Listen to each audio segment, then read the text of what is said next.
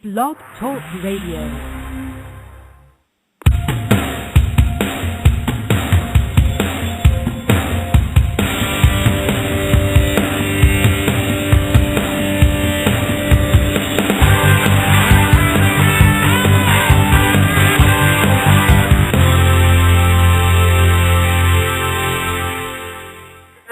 And welcome to Business Credit Radio.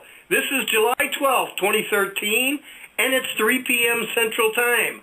We're on blogtalkradio.com.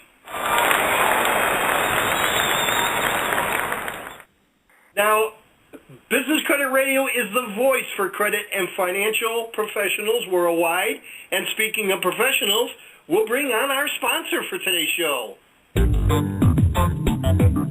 This evening's show is partially brought to you by the Credit Management Association, a proud affiliate of the National Association of Credit Management that has helped business-to-business companies with their credit, collections, and financial decisions since 1883. Contact CMA at www.creditmanagementassociation.org for more details on how CMA can benefit you.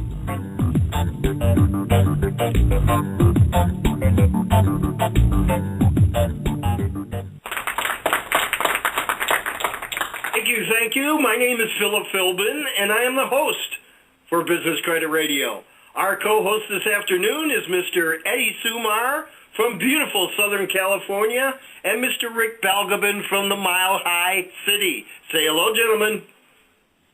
Hi, Phil. Hi, Rick. Here I'm in Rancho Cucamonga, 84 degrees this afternoon, overcast with some humidity.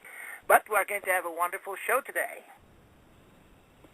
Good evening, gentlemen, and welcome to our show. This is Rick calling from Denver in the Mile High City, and we are very hot and humid.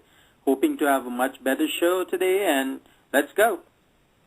Yeah, today is going to be a great show. We've got a great host. Today's Business Credit Radio is indeed honored to welcome Mr. Richard Macias, a partner in the law firm of Krem, Macias, Koenig, and Frey, LLP, specializing in creditors' rights.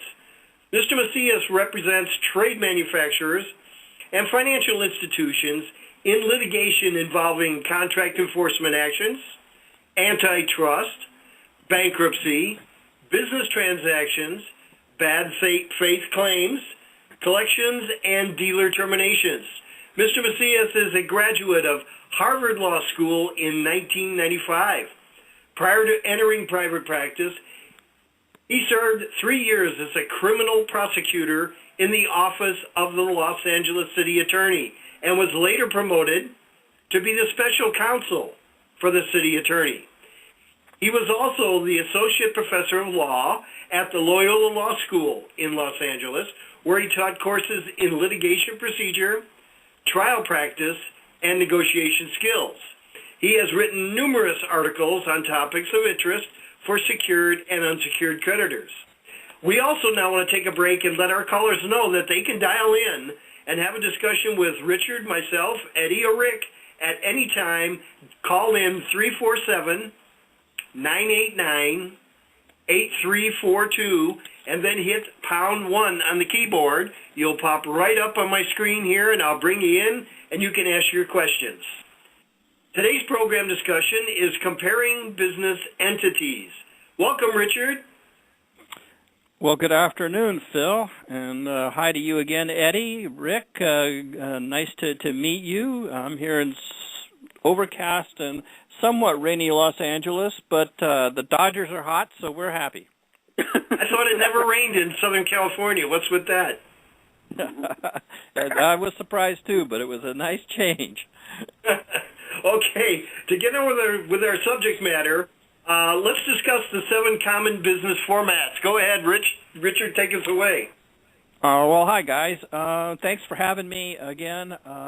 Let's talk a little bit about business formats. And I always like to give a little history because sometimes it explains some of the idiosyncrasies of why we are where we are today.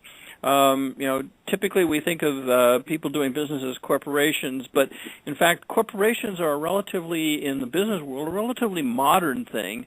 And over time, they've evolved, but in reality, the most common way of doing business historically was as a sole proprietorship. Not just mom and pop, they have a store on the ground floor and they live upstairs. That's a little bit more of that today than is commonly we think about, but that is probably the most frequent kind of business format that we find.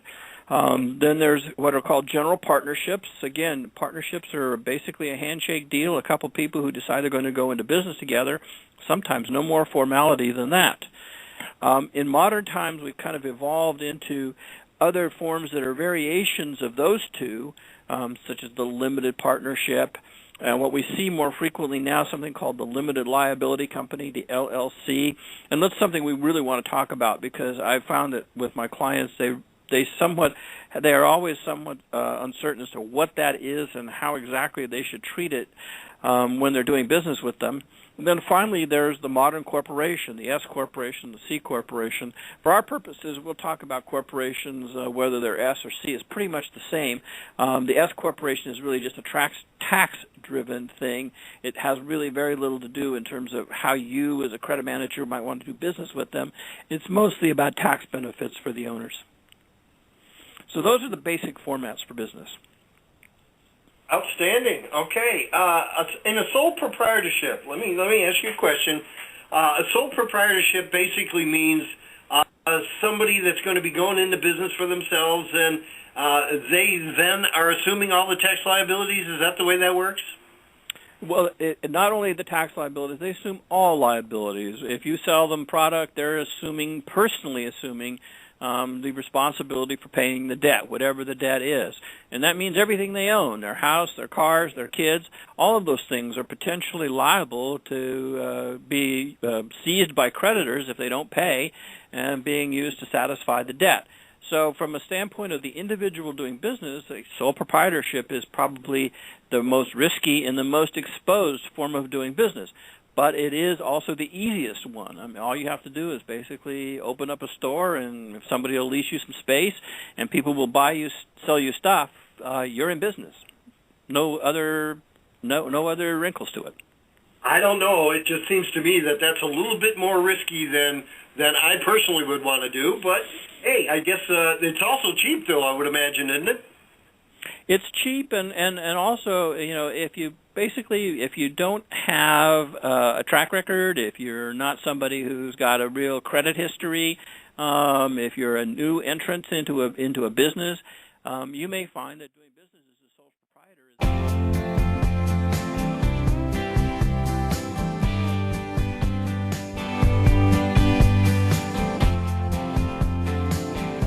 is... Would you like to hear more?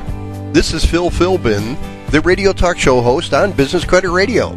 This full version is available at www.blogtalkradio.com, or you can go to our website at ccma-llc.com.